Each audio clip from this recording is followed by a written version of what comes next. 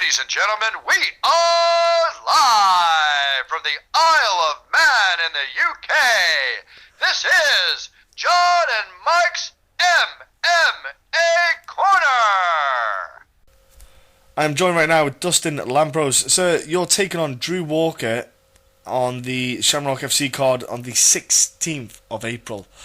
Now, this fight that you've got coming up, I imagine with Drew's being his debut bout, you know, he'll have those kind of jitters that you possibly had when you made your debut.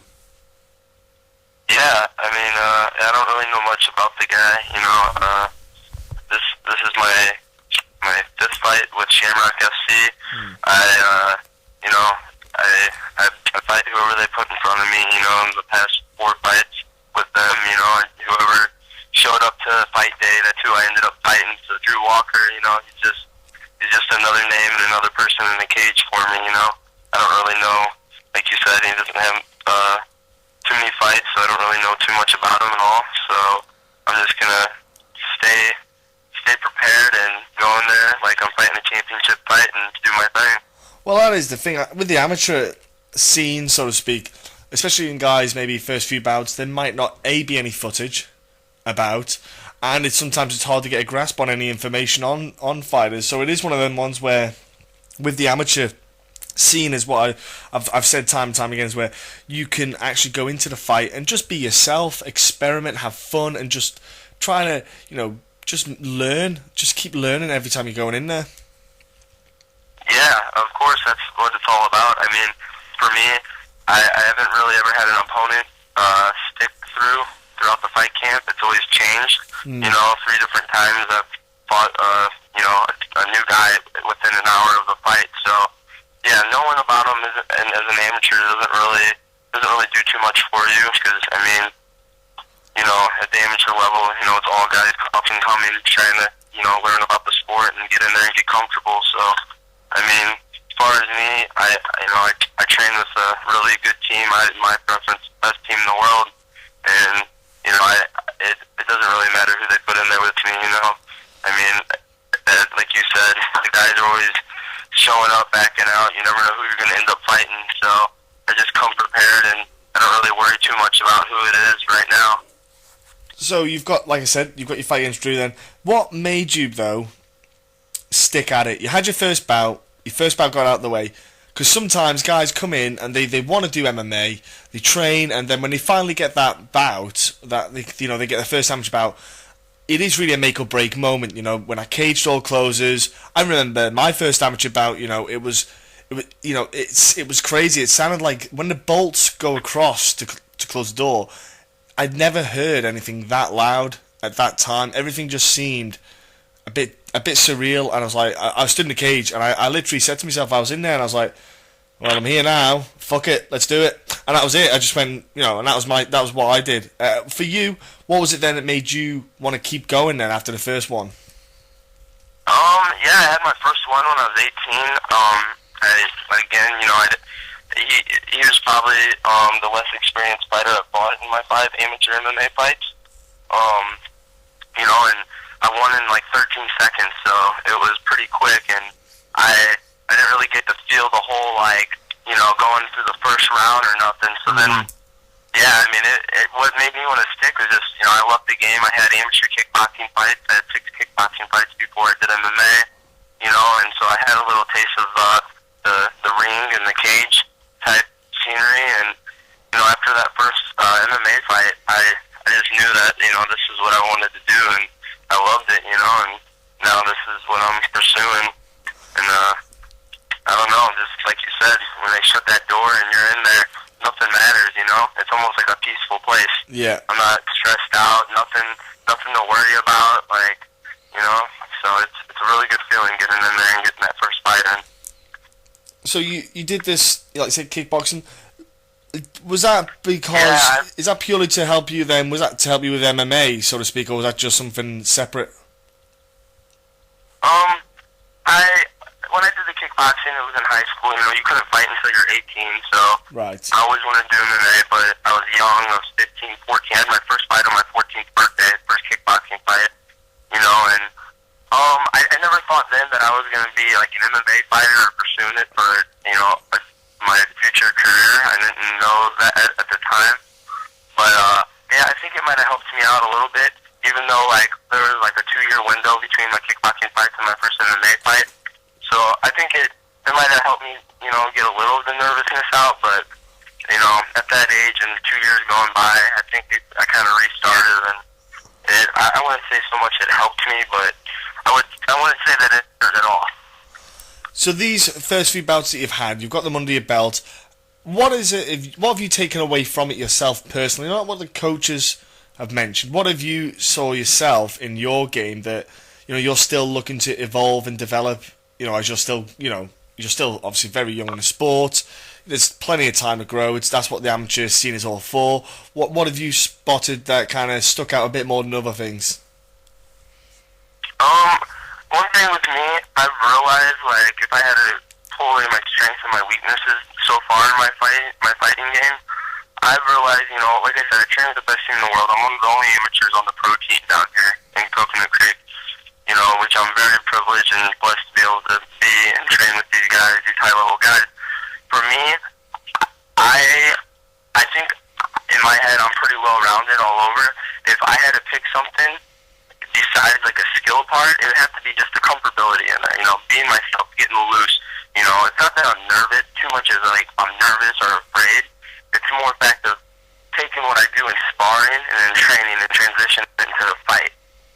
That's why I think I'm still an amateur and I'm still, I haven't made that jump to go pro. Like I'm still just getting comfortable in there, making it my home, making it feel like, this is where I belong.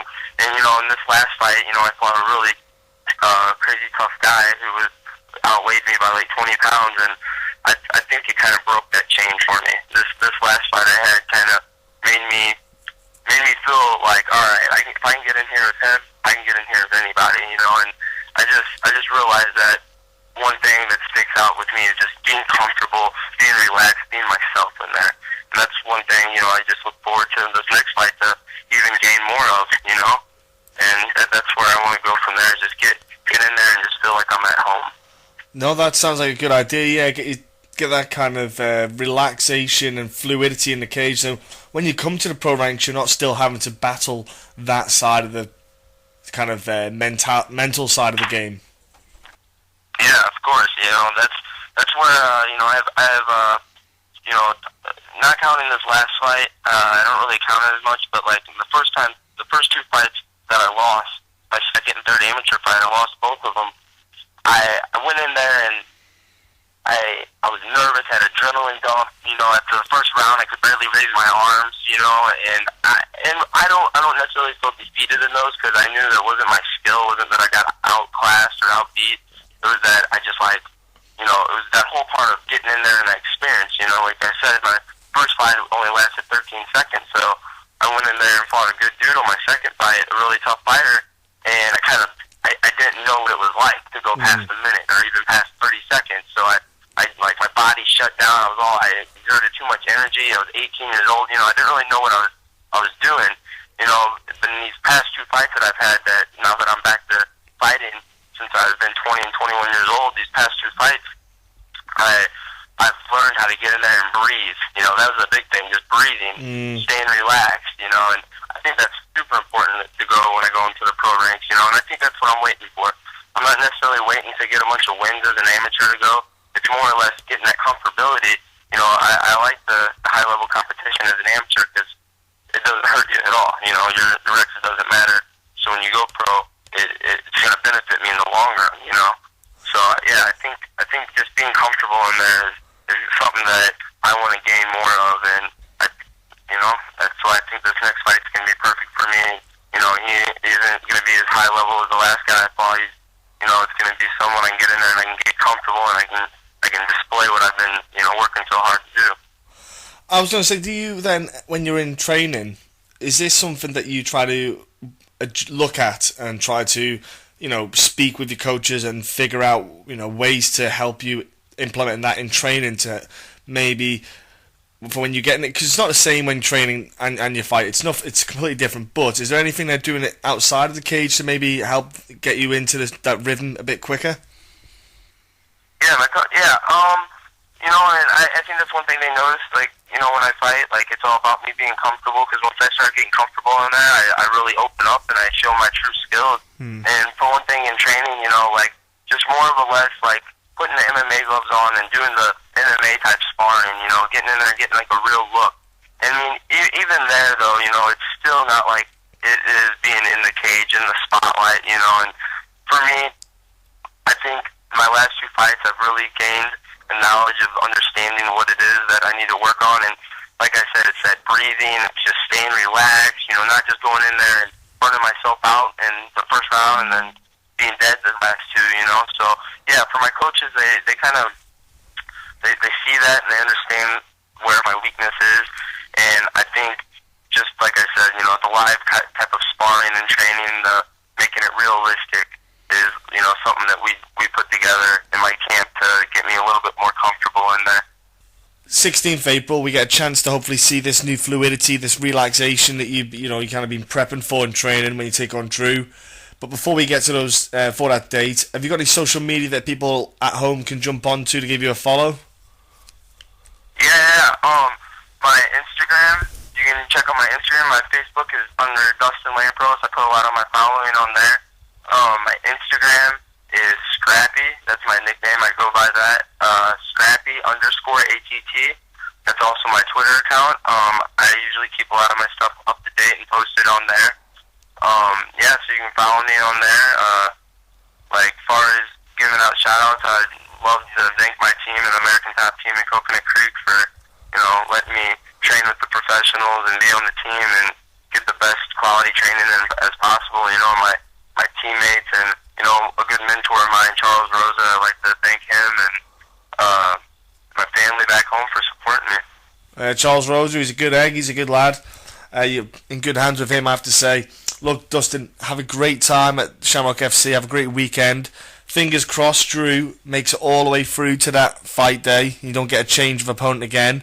And look, just have a great time and enjoy your amateur experience in the amateur ranks. Yeah, I appreciate it, man. I appreciate the talk. It was a good talk. I wish it would have came in a little bit clearer,